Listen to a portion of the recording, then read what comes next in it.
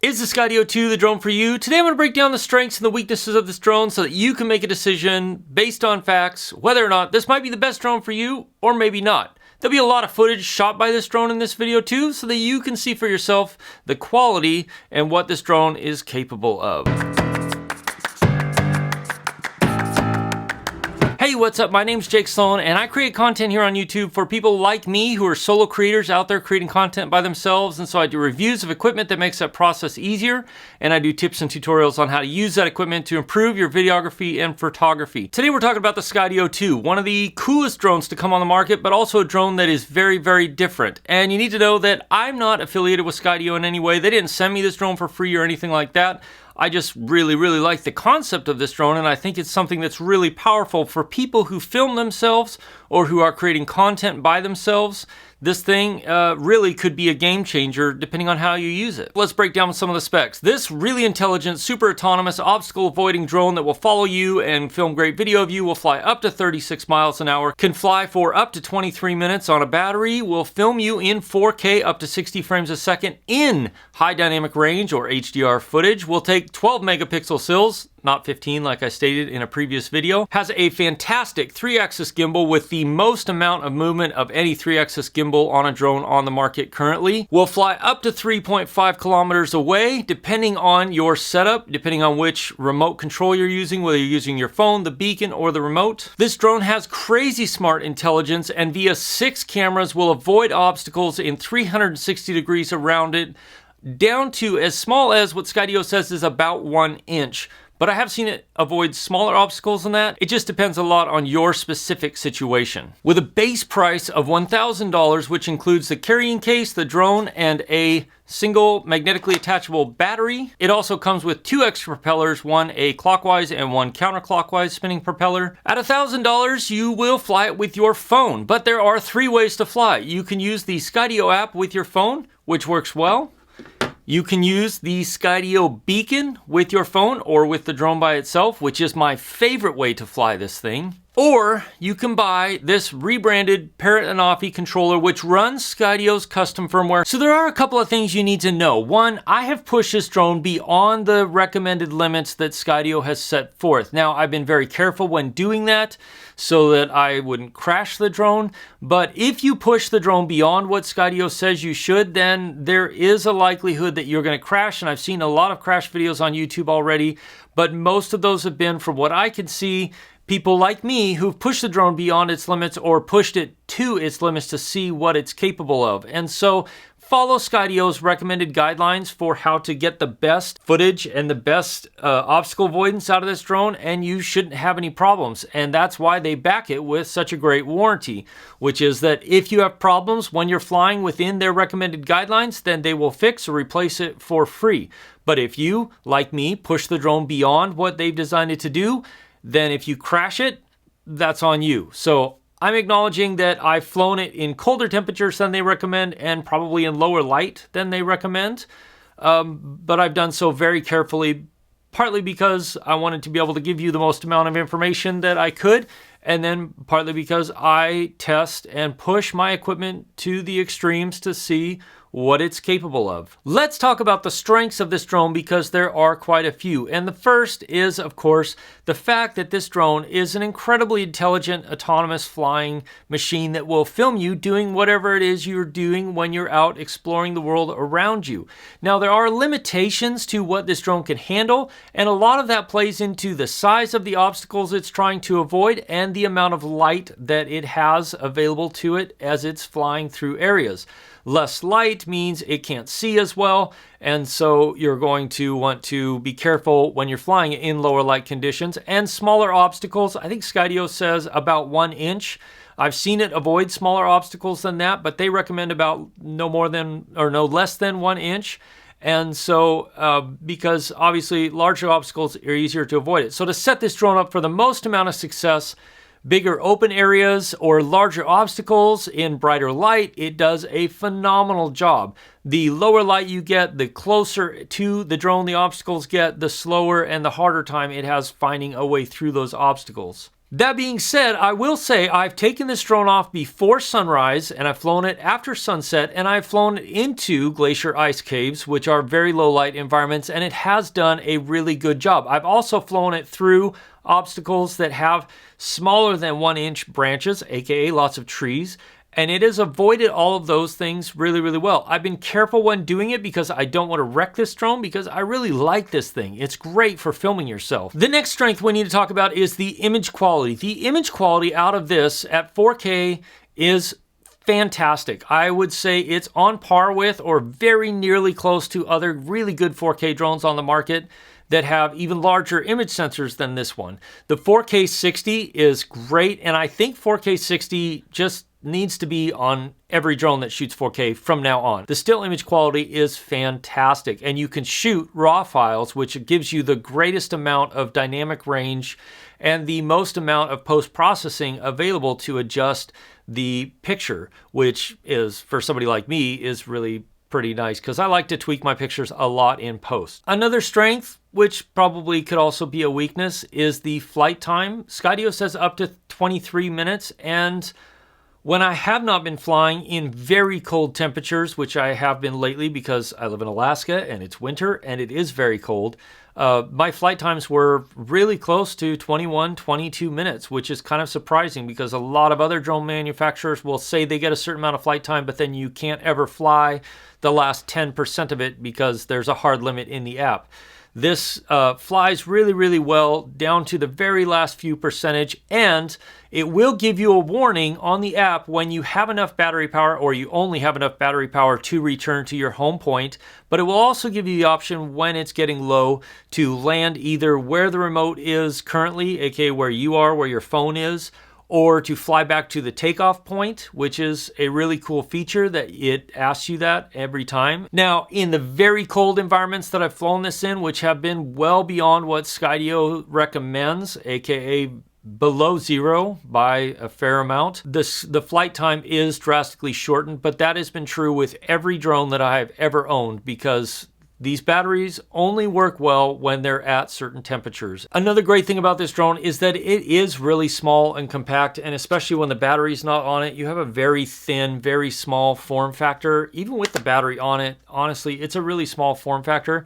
It doesn't fold down like other drones on the market, but that is intentional because of the obstacle avoidance cameras. You have to have those perfectly calibrated before you take off, and with any sort of folding mechanism, there's too much variance in how these cameras would be positioned. So, but that being said, the carrying case they give you that comes with the drone is really, really good, and I basically just strap it to the outside of my camera bag and I'm ready to go and good to go, and it makes kind of a nice little takeoff platform, honestly.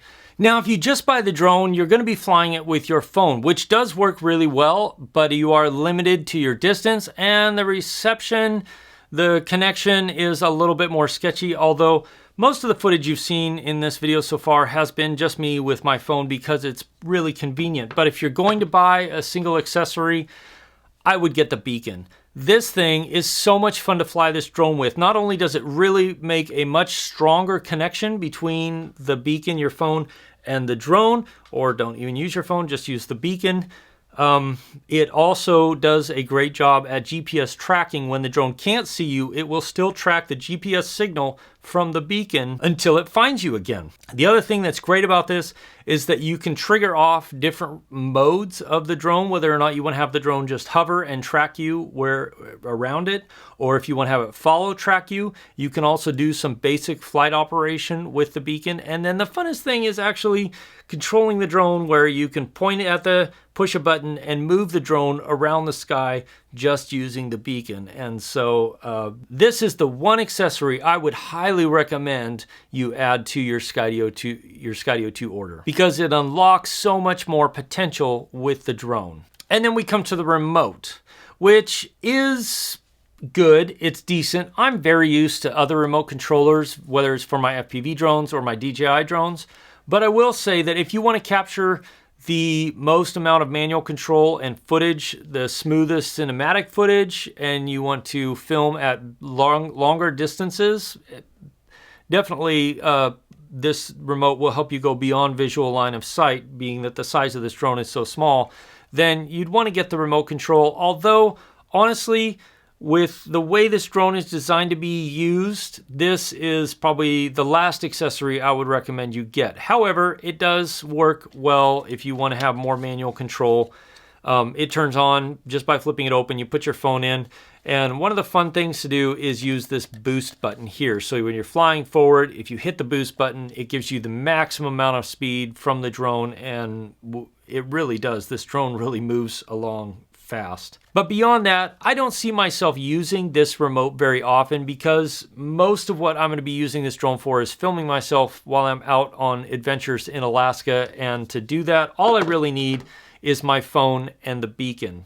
And then one other accessory that I do recommend you consider getting if you're going to have multiple batteries is the dual battery charger, simply because it allows you to charge multiple batteries without having to tie up the drone, because as the drone is by itself, you have to plug in to the USB-C cable to charge the battery, which means you can't fly until the battery's charged and ready to go again. And so the dual battery charger is a really nice upgrade to have if you're going to be charging and flying multiple batteries. And then we do need to talk about a few of the weaknesses of this drone, because there are a few. Although they're not as bad as I think I even thought they were when I first got this drone, or as many other people think they are. The biggest of which is that this thing is limited in lighting, because it has to have good lighting for it to see the obstacles around it and the world around it. And obviously in low lighting or night flying, you're not going to do this with this drone. Now, I think that's something that Skydio could change with a firmware update down the road. And if they do, look in the comments below, because I'll pin the comment whether or not they update that. On that note though, I've flown this thing in pretty low light before sunrise and after sunset and into glacier ice caves where the lighting is not ideal, and it still has done a good job, although the obstacle avoidance I've noticed didn't work quite as well as when I was in brighter lighting conditions. There is a warning on the app that will tell you when the light is too low for it to take off, and there is a warning on the app when there's too much stuff around the drone to take off. Another thing that for somebody like me who lives way north and lives in a very cold environment for some of the year is the temperature range of this drone. Skydio recommends that you don't fly this drone in colder than 0 degrees Celsius or about 32 Fahrenheit, aka freezing. And that's because the batteries are designed to work at a certain temperature. Now, I've flown it at much colder temperatures than that because I've tested and really pushed the abilities of this drone.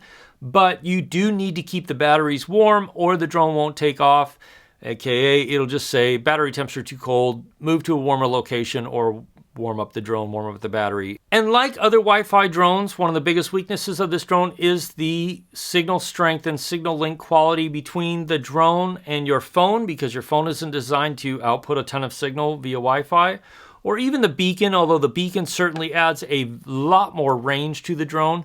But even with the remote, you're going to be somewhat limited on the range. Now, that's going to be heavily dependent on the environment you're flying in. If you're around a lot of other Wi-Fi signals, a lot of other interference, your link quality is going to be drastically shortened. Whereas if you're out in the wilderness in the middle of nowhere like me, your link quality is going to be pretty good. Now, this is not a weakness so much as it is just something personal, as I wish there was the ability to fine-tune more of the manual controls on the Skydio. When you pair your phone with the remote, you can fine-tune the control of the drone to a very good degree. I wish there was a way to fine-tune the response of the drone with the phone and the beacon than there is currently. I think at the end of the day, really it comes down to how you want to fly your drone. If you want one of the best autonomous drones that will film you with fantastic footage in all kinds of environments when you're out and about exploring your world, then the Skydio 2 is going to be a great drone for you. And you can use it to capture really nice, really great looking footage using either the beacon or the remote if you want to do more manual movements with the drone. You certainly can do it with those accessories.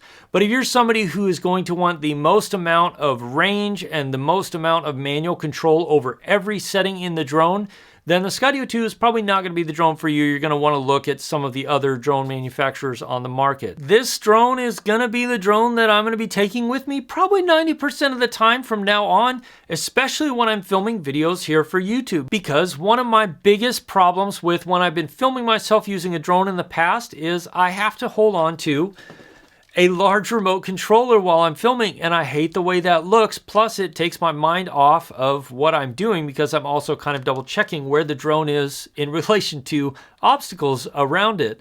Whereas this really allows me to capture great footage of me out doing the adventures and the things that I do here in the state of Alaska so that I can post videos on YouTube of the locations I'm in. I've put together a short playlist right here of my favorite accessories and my favorite settings for the Skydio 2. So you can click or tap right there and watch those videos, and hopefully they'll help you set your drone up really well for the kind of content and footage you want to capture. As always, if you've got questions, reach out to me on Instagram, Twitter, or ask them in the comments below, and I'll do my best to answer them.